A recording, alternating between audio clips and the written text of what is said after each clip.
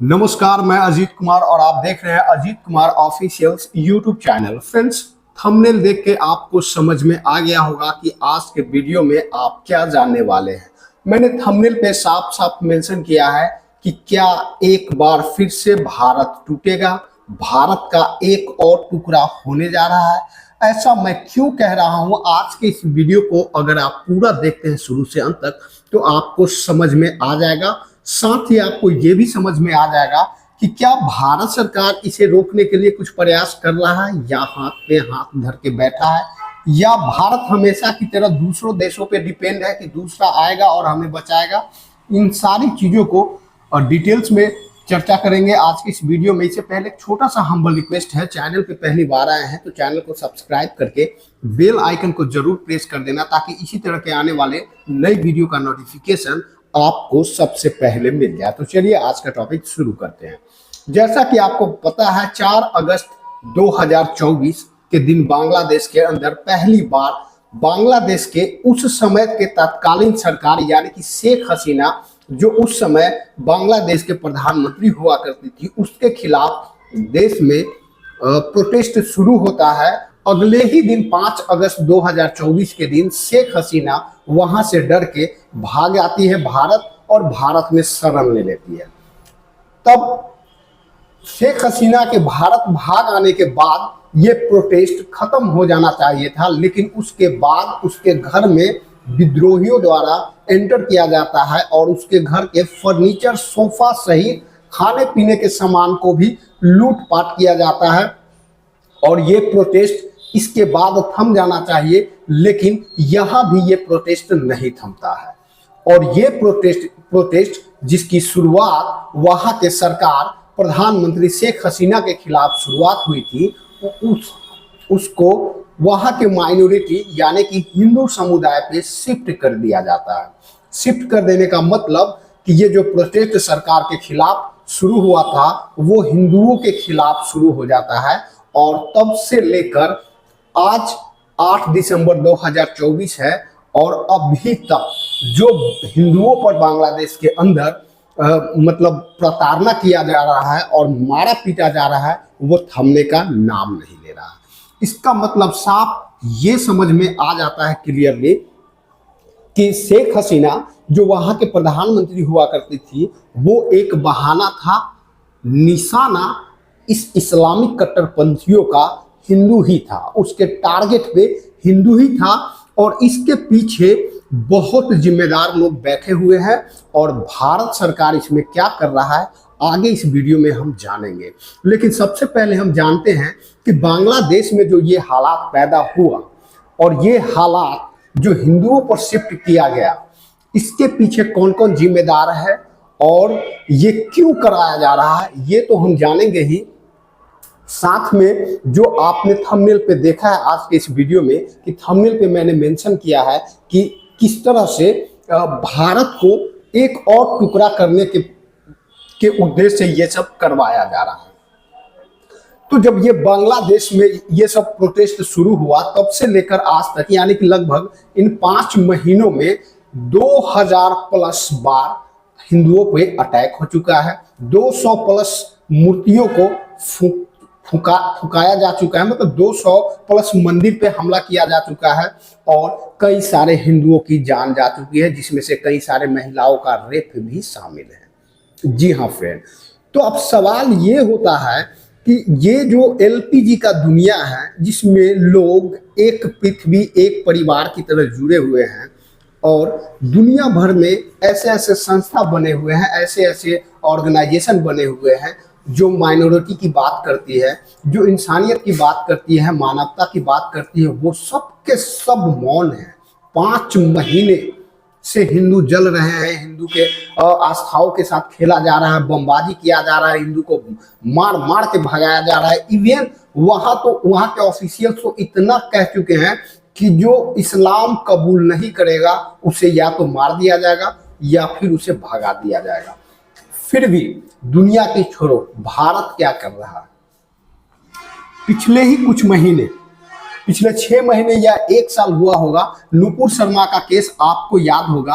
नुपुर शर्मा का इस्लाम पे एक बयान और बदले में दुनिया भर के इस्लामिक देश एक होकर भारत सरकार को झुका दिया था और नतीजा ये निकल के आया था कि भारत सरकार को तत्काल रूप से नुपुर शर्मा को सांसद से सस्पेंड करना पड़ा था।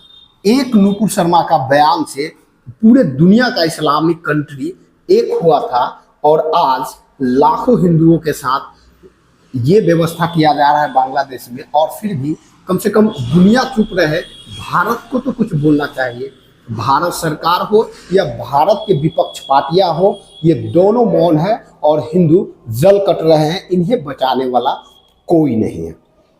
तो क्या इसके पीछे क्या कारण है? इसके पीछे 2 कारण है। पहला कारण, शेख हसीना का जब तख्ता पलट हुआ तो वो दुनिया भर से अपने रहने के लिए परमिशन मांगा, किसी ने परमिशन नहीं दिया। मजबूरी में उसे भारत में ही शरण लेना पड़ा। कोई भी शरण देने के लिए तैयार नहीं हुआ, भारत में ही शरण लेना पड़ा। और भारत एक हिंदू मेजोरिटी कंट्री है, इसीलिए हिंदुओं को बांग्लादेश के अंदर टारगेट किया जाता है। ये एक कारण हो सकता है। दूसरा कारण, हिंदू और मुस्लिम होने से पहले या फिर बांग्लादेश में ये सब माहौल क्रिएट होने से पहले दुनिया के अंदर 2 और युद्ध चल रहे थे, यूक्रेन रूस के युद्ध का बांग्लादेश और भारत के जो ये कन्फ्लिक्ट चल रहे हैं, इसमें कोई असर नहीं दिखा। लेकिन दूसरा युद्ध हमास, लेबनान, हिजबुल्ला और एक तरफ इजराइल, तो इस युद्ध का असर इसमें दिखा। एक तो बांग्लादेश को एक हिंदू बांग्लादेश के शेख हसीना को एक हिंदू कंट्री हिंदू राष्ट्र, भारत में जो हिंदू की संख्या ज्यादा है, हिंदू बहुल देश है, तो हिंदू को भारत शेख हसीना को जो भारत में शरण मिला उसका बदला हिंदू को मार काट के लेना। और दूसरा कि भारत हमेशा इजराइल को सपोर्ट करता है। हमास इजराइल के युद्ध में भारत सरकार ऑफिशियली इजराइल को सपोर्ट करता है। ये बात दुनिया भर के मुसलमान को या दुनिया भर के मुस्लिम कंट्री को पता है। तो यहाँ पे मुसलमानों का मोदी जी से ये उम्मीद था कि मोदी जी चाहेंगे तो इजराइल को रोक सकते हैं। जो हमास और लेबनान में घुस के इजराइल बमबारी कर रहा है और इतने मुसलमानों को मारा, उसे चाहता तो मोदी जी रोक सकते थे, लेकिन मोदी जी रोक नहीं पाए। इसका मतलब ये है कि मोदी जी इजरायली प्रधानमंत्री से मिले हुए हैं और मोदी के देखरेख में, छत्र छाया में इजराइल द्वारा मुसलमानों को काटा जा रहा है। ये दूसरा गलत फहमी दुनिया भर के मुसलमानों के दिमाग में इस वक्त पल रहा है। यही कारण है कि अमेरिकन डीप स्टेट के द्वारा भी सपोर्ट मिला और ये 2 कारण के लेकर बांग्लादेश में हिंदुओं को मारा पीटा जा रहा है। अब ये मोदी जी इजराइल से मिले हुए हैं और इजराइल से मिल के जो हमास पे हमला हो रहा है, ये सच नहीं है। मोदी जी ऐसा नहीं है। हमें कोई मतलब, भारत को कोई मतलब नहीं है दुनिया में किधर युद्ध हो रहा है, क्या युद्ध हो रहा है। यहाँ तक कि हमारे सरकार द्वारा हमास के लड़ाके या हमास के जो आम आदमी हैं उनको भोजन तक उपलब्ध कराया गया है, दवाई तक उपलब्ध कराया गया है, उनकी ज़रूरतों बेसिक चीज़ों को पूरा किया गया है। लेकिन मुसलमान बांग्लादेशी कट्टरपंथियों के दिमाग में ये गलत फैमिली डाल दिया गया है। ये किसके द्वारा डाला गया है? तो ये पाकिस्तान और चाइना के द्वारा ये गलत फहमी डाला गया है। तो ये 2 कारण से बांग्लादेश के इस्लामिक कट्टरपंथ या वहाँ के जो अभी तत्काल रूप से प्रधानमंत्री कार्यकारिणी प्रधानमंत्री है, उनके द्वारा ये सब किया जा रहा है। उनको लग रहा है कि शेख हसीना को हिंदू सपोर्ट करता है तो हम हिंदू को मारेंगे। उनको लग रहा है कि भारत का दोस्त इजराइल है और इजराइल इस वक्त दुनिया के अंदर मुसलमान को मार रहा है तो हम हिंदू को मारेंगे। हिंदू पे दबाव बनेगा, मोदी जी इजराइल पे दबाव बनाएंगे, हमास का युद्ध खत्म हो जाएगा। ये 2 वजह उनके दिमाग में पल रहा है। हालांकि ये दोनों मैं सिरे से खारिज करता हूं, क्योंकि ये गलत है। मोदी जी और भारत कभी नहीं चाहता कि कहीं दुनिया के कोई मुसलमान मरे, लेकिन चूंकि दूसरी तरफ ये बात भी सच है कि नेतन्याहू जो इजरायली पीएम है वो मोदी जी का अच्छा प्रिय मित्र है और भारत से हमारा इजराइल से हमारा ऐतिहासिक रिश्ता भी रहा है। तो ये गलतफहमी इस्लामिक कट्टरपंथियों के दिमाग में घुस गया है और इसका बदला लेने के लिए और इस पे दबाव बनाने के लिए ऐसा किया जा रहा है।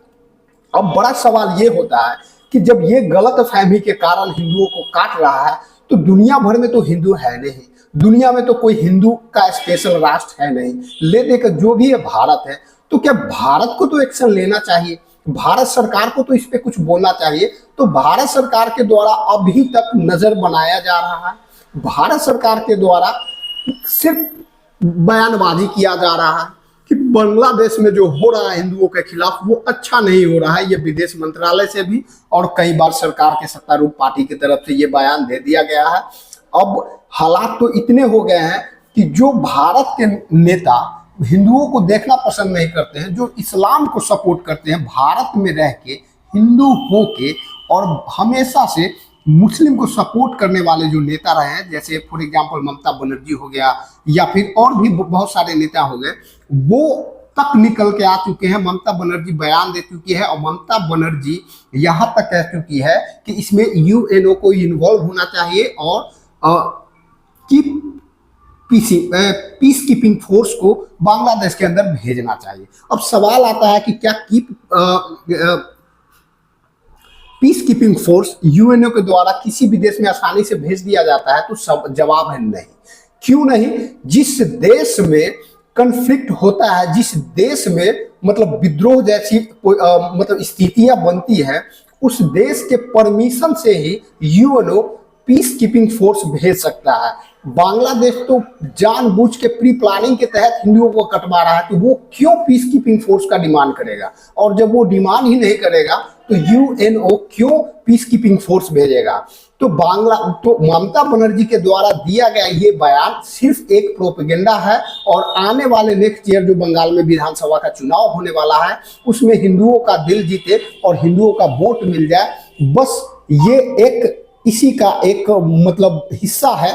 हालांकि वो दिल से ये बयान नहीं दिए हैं। दिल से अगर उनको हिंदुओं से प्यार होता तो वो पीस कीपिंग फोर्स की डिमांड नहीं करती, बल्कि केंद्र सरकार से डायरेक्ट एक्शन लेने की बात करती और बांग्लादेश को भारत में विलय करने की बात करती। लेकिन ये सब बात ना करके वो पीस कीपिंग फोर्स की बात की है, यानी कि मुसलमान को वो नाराज भी नहीं करना चाहती और हिंदुओं का वोट भी लेना चाहती है। तो ये उनका राजनीतिक मामला है, यानी कि किसी की जान जा रही है उसमें भी वो आपदा में क्या कहते हैं, आपदा में अवसर को ढूंढना। तो ये ममता बनर्जी का बयान है जिसका मतलब भी मैंने आपको इस वीडियो में समझा दिया। उम्मीद करता हूं कि ममता बनर्जी पे ज्यादा दिल देने की जरूरत नहीं है, क्योंकि उनका बयान उनको ही सूट करता है, हिंदुओं को इससे कोई फायदा नहीं हुआ है। दूसरी तरफ उन्होंने जिन हिंदुओं के साथ प्रताड़ना हो रहा है, उन्हें मारा पीटा जा रहा है, उनके लिए उन्होंने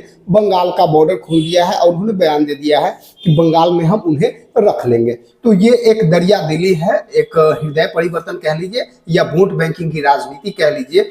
बाकी केंद्र में बैठे सरकार कोई एक्शन लेने के मूड में नहीं है और उनका प्लान किसी भी मीडिया के द्वारा अभी तक बाहर नहीं आया है जिससे हम संतुष्ट हो जाए या बांग्लादेश में जो हिंदू कट मर रहे हैं उन्हें संतुष्टि दिया जाए कि भारत कुछ करने वाला है। ऐसा कुछ नहीं।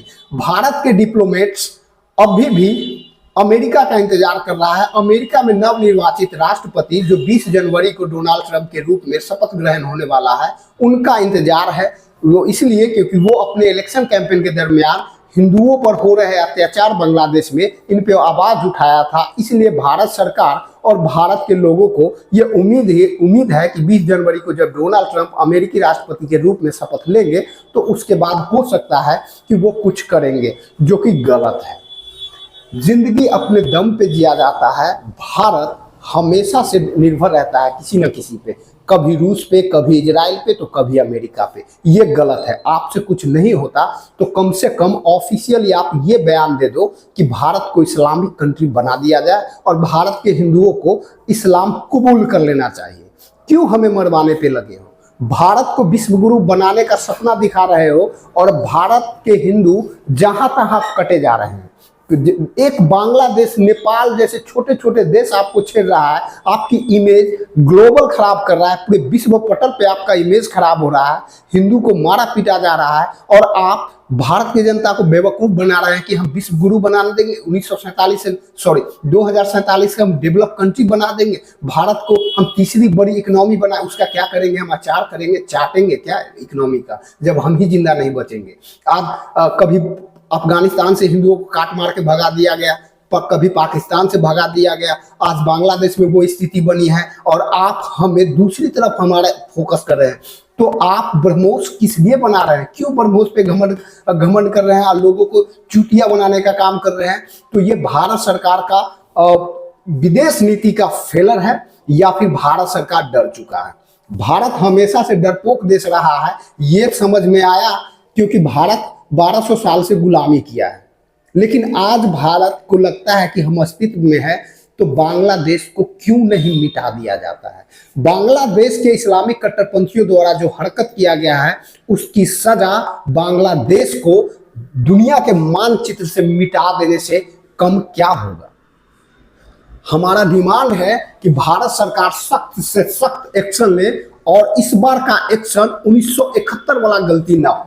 1971 में जब पूर्वी पाकिस्तान को बांग्लादेश का नाम दिया गया और पाकिस्तान से अलग एक स्वतंत्र राष्ट्र बनाया गया था, वो उस समय के भारतीय सरकार की गलत फहमी थी, गलत डिसीजन था। उसी समय बांग्लादेश को पाकिस्तान से आजाद कराने के बाद भारत में विलय करवा लेना था, लेकिन भारत सरकार की बेवकूफी के कारण बांग्लादेश को एक धर्मनिरपेक्ष राज्य बनाया गया और 9-10 साल के बाद ही बांग्लादेश इस्लामिक कंट्री बना और तब से लेकर आज तक भारत को सता रहा है और भारत के हिंदुओं को सता रहा है।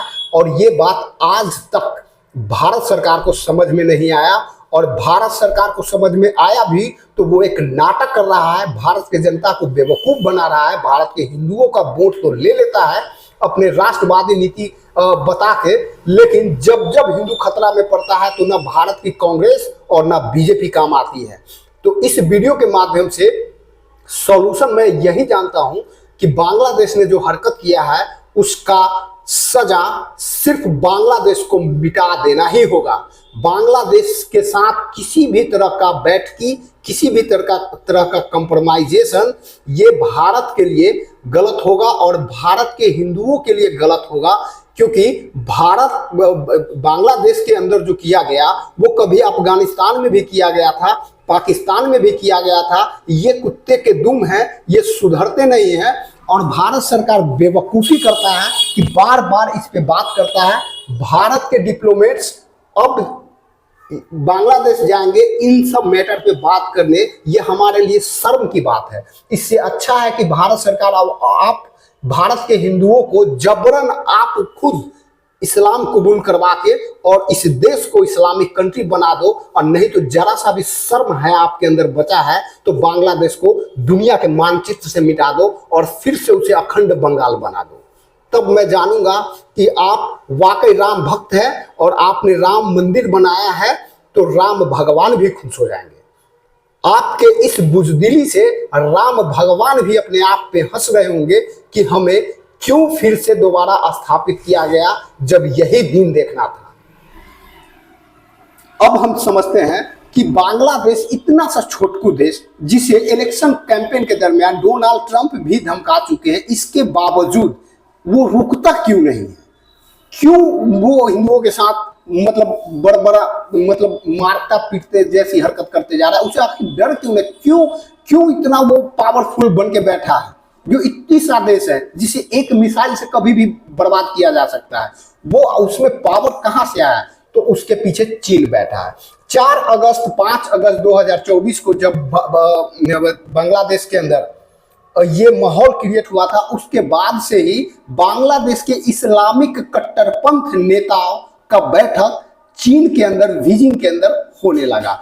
3 दिसंबर का खबर बता रहा हूं, 3 दिसंबर का न्यूज है कि बीजिंग में इस जमाते इस्लाम जो बांग्लादेश का एक इस्लामिक कट्टरपंथों का संगठन है, जिसे 2009 से ही शेख हसीना के द्वारा बैन किया गया था, ये कह के कि ये हमास ऑर्गेनाइजेशन है जिसका कॉन्फ्लिक्ट अभी इजराइल के साथ हो रहा है, वो उससे मिला हुआ है और ये भारत के खिलाफ प्रोपेगेंडा करता है जो बांग्लादेश और भारत के रिश्तों के लिए ठीक नहीं है। ये लॉजिक बता के, जिसे शेख हसीना कभी बैन लगा चुकी थी और उसके नेताओं को जेल में डाल चुकी थी, आज का जो बांग्लादेश का अंतरिम सरकार है वो उस संगठन के ऊपर लगे हुए बैन को हटा चुका है और उसके नेताओं को बीजिंग में बुलाया जा रहा है। साथ में पाकिस्तानी डिप्लोमेट्स भी बीजिंग जाते हैं। चाइना, पाकिस्तान, बांग्लादेश के कट्टरपंथ इस्लाम के साथ बैठकी होती है और उसमें यह तय किया जाता है कि बांग्लादेश के अंदर भले ही अस्थिरता हो, सत्ता पार्टी का अस्थिरता हो, लेकिन फिर भी चाइना और जो बांग्लादेश के रिश्ते हैं वो बरकरार हैं और सही दिशा में जा रहा है। इसका साफ मतलब ये हुआ कि बांग्लादेश के अंदर जो भी हो रहा है वो चाइना और पाकिस्तान करवा रहा है। जिस पाकिस्तान को हम भूखे नंगे देश कहते हैं वो भारत के लिए सर का दर्द बना हुआ है और भारत सरकार जो 56 इंच का सीना करके फुला के चल रहा है वो दबक के बैठा हुआ है।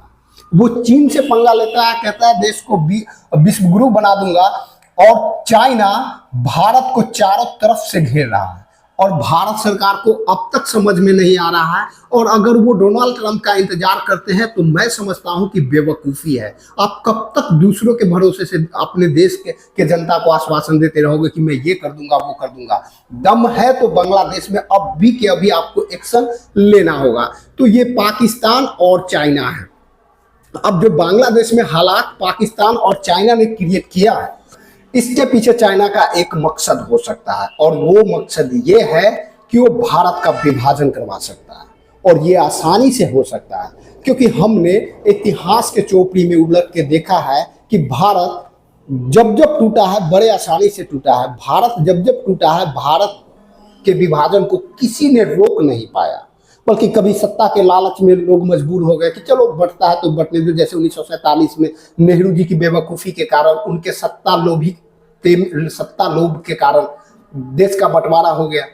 उसी तरह 1905 में भी 1895 में अफगानिस्तान का बंटवारा हुआ है ना। 1995 में बंगाल का विभाजन हो गया।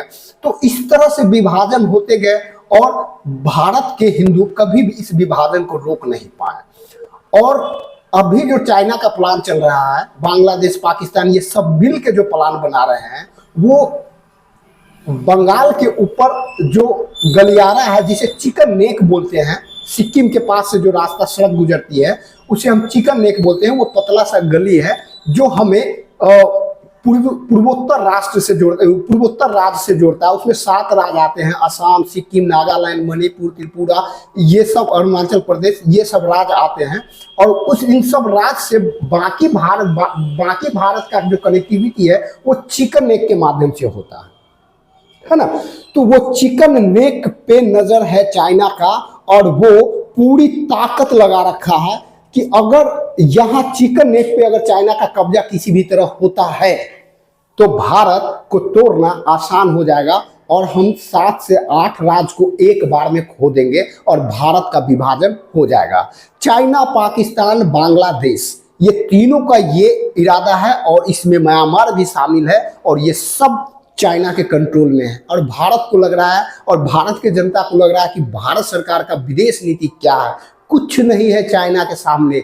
इसका एक और एग्जांपल देता हूं कि चाइना के सामने भारत कितना कमजोर है और भारत के जनता को किस तरह से बेवकूफ बनाया जाता है। आपको पता है वीगर मुसलमान का क्या हालात है चाइना के अंदर। इसके बावजूद दुनिया के 55 से 57 इस्लामिक देश चाइना को इस बात का मतलब एहसास नहीं दिलाता और इस बात पर जिक्र भी नहीं करता और उल्टा भारत के खिलाफ, भारत के हिंदुओं के खिलाफ सारे इस्लामिक देश चाइना को सपोर्ट करता है। और इसका ही नतीजा है कि OIC कंट्री, जिसमें इस्लामिक जितने भी सारे देश हैं, उसका एक ऑर्गेनाइजेशन है OIC, उसका जब भी मीटिंग होता है चाइना को एज अ गेस्ट निमंत्रण किया जाता है, जबकि इन सारे इस्लामिक कंट्री को मिलके भारत का सपोर्ट करना चाहिए और भारत के साथ मिलकर चाइना से पूछना चाहिए कि वीगर मुसलमान ने तुम्हारा क्या बिगाड़ा है। बजाय इसके चाइना को एज अ गेस्ट बुलाता है और भारत के हिंदुओं के साथ प्रोपेगेंडा करता है। और भारत सरकार हमें बुर्बक बना रही है, बेवकूफ़ बना रही है कि हमारा विदेश नीति, हमारा डॉक्टर एस जयशंकर ये है, हमारा एस जयशंकर ये। ना आप ये भी हो और ना आप वो भी हो, आप तो कामदेव है, आपसे कुछ होता ही नहीं है। जो करता है चाइना है और चाइना के सामने हम कुछ नहीं है, ये साबित हो गया इन 5 महीनों में। और यकीन मानो 1947 में जो जम्मू कश्मीर एक भूखे नंगे देश पाकिस्तान द्वारा कब्जा किया गया, वो 77-78 साल में भारत सरकार का पावर नहीं हुआ उसे वापस लेना, और नाक में दम करके रखा है 77-78 साल से। और आपके पूरब में बांग्लादेश जो अब तक आपके साथ था, तो आपको थोड़ा राहत था। अब जमाते इस्लाम वहां आजाद हो चुका है और आपके खिलाफ प्रोपेगेंडा कर चुका है। एक पाकिस्तान को आप झेल नहीं पाए, और अगर बांग्लादेश अभी से बांग्लादेश अपने अस्तित्व में रहा तो यकीन मानिए कि हमें मुगल वाला समय फिर से याद करा देगा वो कट्टरपंथी इस्लाम, और फिर से हमें तलवार के जोर पे सलवार पहना देगा। अगर भारत सरकार आज नहीं सुधरा और आज बांग्लादेश को नहीं मिटाया, तो भारत के हिंदुओं के लिए आने वाला समय में सलवार पहनना मजबूरी बन जाएगा। या तो गला कटाना पड़ जाएगा, इस्लाम कबूल करना पड़ेगा, या फिर उसे सलवार पहनना ही पड़ जाएगा। अगर इन सब चीजों से बचना है भारत को, और भारत चाहता है कि अब भारत का विभाजन ना हो और हमारा पूर्वोत्तर 8 राज्य बचा रहे 7 राज्य, तो भारत सरकार को दुनिया के नक्शे से बांग्लादेश को मिटाना होगा। इसके लिए नो कंप्रोमाइज, नो डिप्लोमेट्स और नो टॉक, सीधा आपको बांग्लादेश को मिटाना होगा। यही सत्य है और यही वास्तविकता है। अगर आप किसी भी तरह का कंप्रोमाइज करते हैं, डोनाल्ड ट्रंप पे डिपेंड रहते हैं, और डोनाल्ड ट्रंप आपको किसी भी प्रकार का कंप्रोमाइज करवाता है, तो ये मत भूलो कि ये इस्लामिक देश है और इस्लामिक कट्टरपंथ कभी आपको माफ नहीं करेगा। आपने कई बार बेवकूफ़ी किया, आपने ताशकंद समझौता किया, जब 90,000 पाकिस्तानी आर्मी ने आपके सामने सरेंडर किया था, उसको गाजर मूली की तरह काट के, और जितना क्षेत्र में हमारा आर्मी घुसा था उसको वापस नहीं करना था, और ना ही 90,000 पाकिस्तानी आर्मी को वापस करना था, उसको गाजर मूली की तरह काट के उसके जमीन पे कब्जा करने की बजाय आपने वापस कर। वो बेवकूफ़ी था भारत सरकार का, और उस बेवकूफ़ी का नतीजा 77-78 साल से पाकिस्तान आपको दिखा रहा है। भले वो भूखा नंगा देश है, लेकिन उससे आप अभी तक पीओके वापस नहीं ले पाए हैं। ये उसके भूखे नंगेपन में भी उसकी जीत है, और भारत का बड़बोलेपन में भी हार है। भारत की जनता को बेवकूफ बनाया जा रहा है, लेकिन भारत के राजनेताओं को अपने सत्ता के लोभ से ज्यादा कुछ नहीं आता है। अपने कुर्सी बचाने से ज्यादा नॉलेज भारत के नेताओं के पास है ही नहीं। अगर है तो आप बांग्लादेश को मिटा कर बताओ और बांग्लादेश को अखंड बंगाल बना के दिखाओ। ये इसी में भारत का भविष्य है, इसी में भारत के हिंदुओं का भविष्य है, और दुनिया भर के हिंदुओं, दुनिया भर में जहां भी हिंदू रह रहे हैं उसका भविष्य है। वरना आप भारत को तो ले डूबोगे, भारत के हिंदू को भी इस्लाम कबूल करने पे मजबूर कर दोगे। ये आज के इस वीडियो के माध्यम से मैं बताना चाहता हूं। इसमें क्या गलत मैंने बताया, क्या सही बताया, आप कमेंट बॉक्स में जरूर बताना। और वीडियो अच्छा लगा होगा तो जितना संभव हो सके इस वीडियो को शेयर करना अपने दोस्तों में, और हो सके इस तरह के और वीडियो आपको चाहिए जो हकीकत पे आधारित हो, तो आप चैनल को सब्सक्राइब करके बेल आइकन को जरूर दबाना। इसी के साथ आज का वीडियो समाप्त होता है। मिलते हैं नेक्स्ट वीडियो में नेक्स्ट अपडेट के साथ, तब तक के लिए जय हिंद।